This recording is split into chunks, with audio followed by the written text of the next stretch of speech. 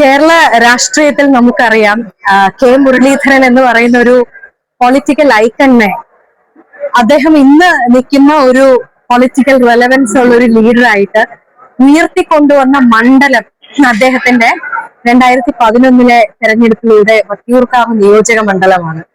എന്നും വട്ടിയൂർക്കാവ് അദ്ദേഹത്തെ ഹൃദയത്തോട് ചേർത്ത് പിടിച്ചിട്ടുണ്ട്. അദ്ദേഹം വീണ്ടും വട്ടിയൂർക്കാവിൽ സ്ഥാനാർത്ഥി ആയി എത്തുമ്പോൾ ഞാൻ അടക്കമുള്ള കോൺഗ്രസ് പ്രവർത്തകർക്കും വട്ടിയൂർക്കാവിലെ അനുഭാവികൾക്കും യാതൊരു രാഷ്ട്രീയവും ഇല്ലാത്ത വോട്ടർമാരെ സംബന്ധിച്ചിടത്തോളം ഞാൻ വിശ്വസിക്കുന്നു അവരെല്ലാം വളരെ സന്തോഷത്തിലാണ്. കാരണം വട്ടിയൂർക്കാവിലെ ജനങ്ങളുടെ സന്തോഷത്തിലും ദുഃഖത്തിലും ഒരുപോലെ എപ്പോഴും ചേർത്ത് നിർത്തിയിട്ടുള്ള ഒരു വ്യക്തിയാണ് ലീഡർ കെ മുരളീധരൻ.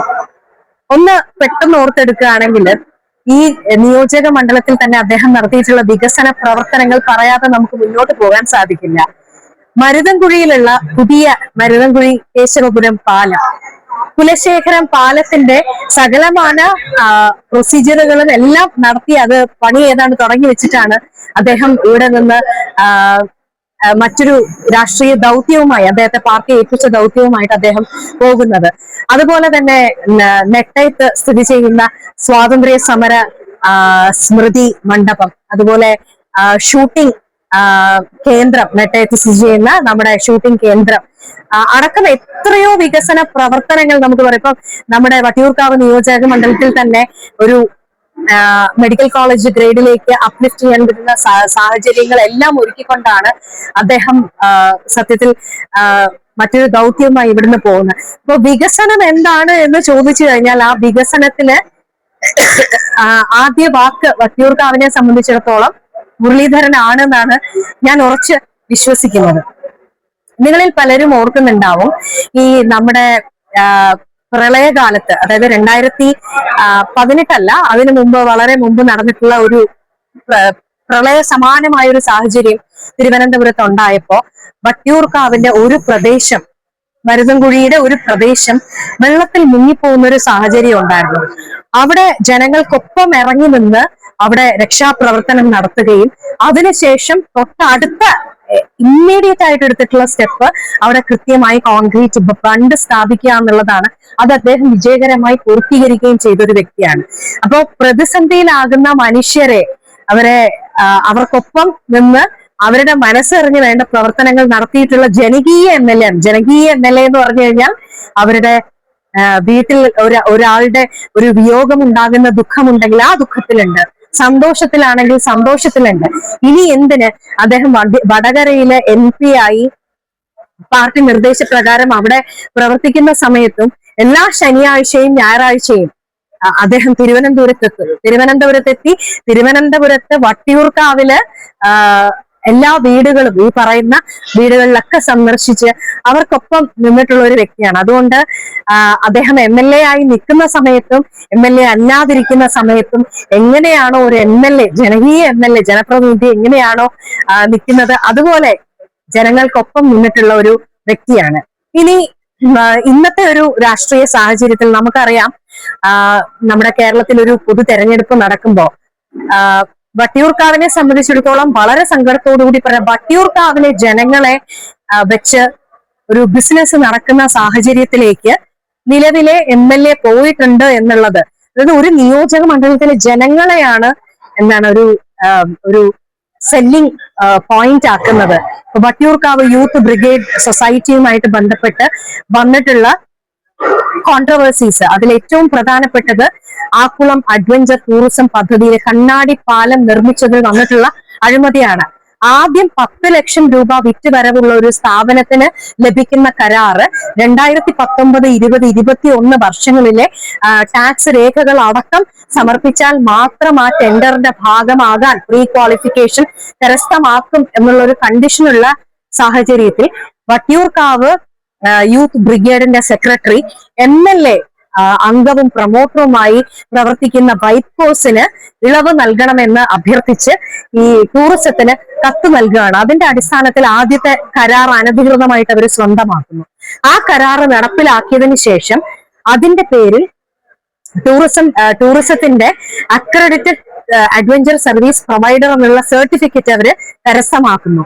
അത് പ്രീ ക്വാളിഫിക്കേഷനായി വരുന്ന രണ്ടാമത്തെ ബൃഹത് പദ്ധതി.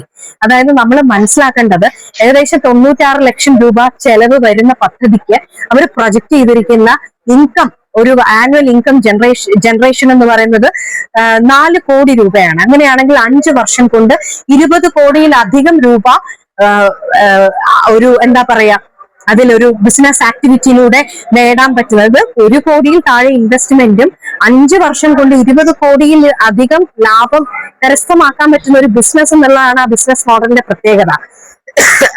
BOT അടിസ്ഥാനത്തിൽ ബിൽഡ് ഓപ്പറേറ്റ് ട്രേഡ്. അപ്പോ ഈ വൈപ്കോസിന് ഏതാണ്ട് 80% അതിന്റെ പ്രോഫിറ്റ് എത്തും എന്നുള്ളതാണ് ആ ഒരു ഡീലിന്റെ സവിശേഷത. അപ്പോ അനധികൃതമായി സകല നിയമങ്ങളും കാറ്റിൽ പറത്തി ആദ്യത്തെ കരാറ് സ്വന്തമാക്കുന്നു. അതിലൂടെ രണ്ടാമത് അക്രഡിറ്റഡ് സർവീസ് പ്രൊവൈഡർ ആണെന്ന് പറഞ്ഞ ടൂറിസത്തിന്റെ സർട്ടിഫിക്കറ്റ് നേടിക്കൊണ്ട് രണ്ടാമത് പ്രീ ക്വാളിഫിക്കേഷനുള്ള എന്താണ് യോഗ്യത, അതായത് അനധികൃതമായി കിട്ടിയ ഒരു സർട്ടിഫിക്കറ്റ് വെച്ച് പ്രീ ക്വാളിഫിക്കേഷൻ യോഗ്യത നേടുകയും അതിനകത്ത് പറഞ്ഞിരിക്കുന്ന പല കണ്ടീഷൻസും. ഗ്ലാസ് ബ്രിഡ്ജ്, വട്ടിയൂർക്കാവിലെ MLA ഗ്ലാസ് ബ്രിഡ്ജ് ജനങ്ങൾക്ക് തുറന്നു കൊടുക്കുന്നതിന് മുമ്പ് തന്നെ പൊട്ടിപ്പോയി. വെയിലടിച്ച് ഗ്ലാസ് ബ്രിഡ്ജ് പൊട്ടുന്നത് ലോകത്ത് ആദ്യമായിട്ടാണ് നമ്മൾ കേൾക്കുന്നത്. ഇപ്പോ NIT-യിൽ നിന്ന് വിദഗ്ധർ വന്ന് പഠനം നടത്തിയിട്ട് പോലും അവർ പറയുന്നത് അത് റീഇൻഫോഴ്സ് ചെയ്യണം എന്നുള്ളതാണ്. നമ്മുടെ ആധുനികമായി പണി കഴിപ്പിക്കുന്ന വലിയ വീടുകളിൽ പല വീടുകളിലും ഗ്ലാസ് ബ്രിഡ്ജ് പണിയുന്നുണ്ട്. എന്തിനാ? നമ്മുടെ വീടുകളിലെ ഹാൻഡ് റെയിലില് ഈ പറയുന്ന പോലെ നമ്മൾ ഗ്ലാസ് കൈവരികൾ വെക്കാറുണ്ട്. ഇതൊന്നും പൊട്ടിപ്പോവാറില്ല.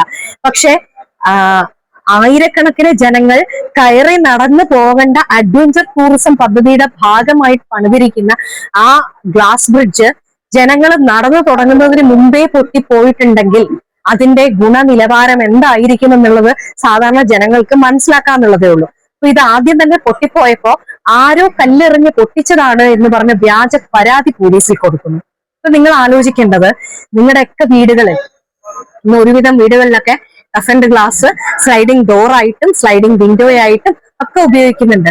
ഒരു കല്ലെടുത്തെറിഞ്ഞാൽ അത് പൊട്ടുമോ? അത്രയും മോശം ടഫ് ആൻഡ് ഗ്ലാസ് നമ്മുടെ ഒന്നും വീടുകളിൽ പോലും നമ്മൾ ഉപയോഗിക്കില്ല. അപ്പൊ എങ്ങനെയാണ് ഈ അഡ്വഞ്ചർ ടൂറിസത്തിന്റെ ഭാഗമായി ആയിരക്കണക്കിന് പേർ നടന്നു പോകേണ്ട ഒരു പാലത്തിന് ഇങ്ങനെ പൊട്ടിപ്പോകുന്ന ഗ്ലാസ് അല്ലെങ്കിൽ ക്വാളിറ്റി ഇല്ലാത്ത ഗ്ലാസ് ഉപയോഗിക്കാൻ സാധിക്കുന്നത്? NIT തന്നെ പഠനം നടത്തി അത് റീഇൻഫോഴ്സ് ചെയ്യണം എന്നുള്ള റിപ്പോർട്ട് കൊടുത്തിട്ടുള്ളതുമാണ്. അപ്പോ ഇതിനെപ്പറ്റി MLA-യോട് ചോദിക്കുമ്പോ അദ്ദേഹം മാധ്യമങ്ങൾക്ക് കൊടുത്ത ബൈറ്റ് ഈ കണ്ണാടി ആവുമ്പോ അതിൽ കയറി കഴിഞ്ഞാൽ ചിലപ്പോൾ പൊട്ടിപ്പോകും, അത് തന്നെയാണ് അതിനെ പൊട്ടാനുള്ള സാധ്യത, അതാണ് അതിന്റെ സാഹസികത എന്ന് അദ്ദേഹം പറയുമ്പോൾ സത്യത്തിൽ അദ്ദേഹം ജനങ്ങളെ വിഡ്ഢിയാക്കുകയാണോ, അദ്ദേഹം സ്വയം വിഡ്ഢിയായി അഭിനയിക്കുകയാണോ എന്നുള്ളത് എനിക്ക് സംശയമുണ്ട്. അദ്ദേഹം പറയുന്നു പൊട്ടാത്ത പാലമാണ് വേണ്ടതെങ്കിൽ നമുക്ക് കോൺക്രീറ്റ് പാലം പണിതാൽ മതിയല്ലോ എന്ന്. അപ്പൊ ആ ബൈറ്റ് ഇന്നും നിങ്ങൾ സോഷ്യൽ മീഡിയയിലൊന്ന് പരതി നോക്കിയാൽ മതി, യൂട്യൂബിലൊന്ന് പരതി നോക്കിയാൽ മതി, നിങ്ങൾക്ക് ആ വീഡിയോ കാണാൻ സാധിക്കും.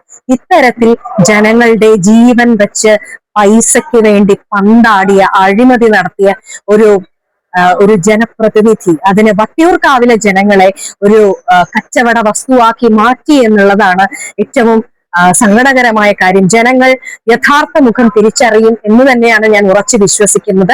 തിരിച്ചറിയണമെന്നാണ് അഭ്യർത്ഥിക്കുന്നത്. തെളിവുകളെല്ലാം നിങ്ങൾക്ക് ഒരു വിളിപ്പാടകലെ വിജിലൻസിന് നമ്മൾ കൊടുത്ത പരാതിയിലടക്കം എല്ലാ തെളിവുകളും സമർപ്പിച്ചിട്ടുണ്ട്. പ്രൊമാഫേസി കേസ് ഉണ്ട് എന്ന് പറഞ്ഞ് വിജിലൻസ് ആ കേസുമായിട്ട് മുന്നോട്ട് പോകുന്നു എന്നുള്ളതാണ് നമുക്ക് അറിയാൻ കഴിയുന്നത്. അപ്പൊ എല്ലാ നന്മ മരങ്ങളല്ല എന്നുള്ളത് മാത്രം ഈ കപട മുഖവുമായി നടക്കുന്നവരെ ജനങ്ങൾ ഇന്നല്ലെങ്കിൽ നാളെ തിരിച്ചറിയും. ആ തിരിച്ചറിവിന്റെ തുടക്കമാണ് ഈ കണ്ണാടിപ്പാലം. MLA ബ്രോയല്ല, കണ്ണാടിപ്പാലം ബ്രോയാണെന്ന് ജനങ്ങളോട് എല്ലാ ഉത്തരവാദിത്വവും ഏറ്റെടുത്തുകൊണ്ട് ഞാൻ പറയുകയാണ്, ഓർമ്മിപ്പിക്കുകയാണ്.